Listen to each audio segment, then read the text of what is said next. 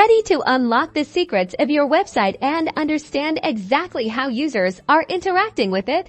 Let's dive into creating custom events in Google Tag Manager to track specific user actions first. Log into your Google Tag Manager account and select the workspace for the website you are tracking. Navigate to the tag section in the left-hand menu and click the New button to create a new tag.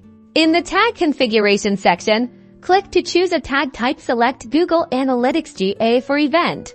Now give your event a descriptive name like button_click or form_submission. Next, add any relevant parameters you want to track with the event, like the button's ID or the form's name. This is where you capture the specifics of the interaction. Scroll down to the triggering section and click Choose a trigger if you don't have a trigger set up. Create one by clicking the plus icon in the top right corner. Choose a trigger type that matches the user interaction you want to track, such as click all elements for button clicks or form submission for form submissions. Configure the trigger to be as specific as possible. For example, for a button click, specify the button's ID or class to ensure you're only tracking clicks on that specific button.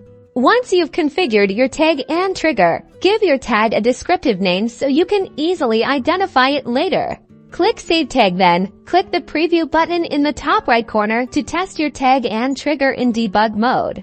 Interact with your website as a user would and confirm that your custom event is firing correctly in the debug window. Once you're satisfied that everything is working correctly, click the Submit button to publish your changes and start collecting data. Now head over to Google Analytics and start analyzing the detailed insights from your custom events.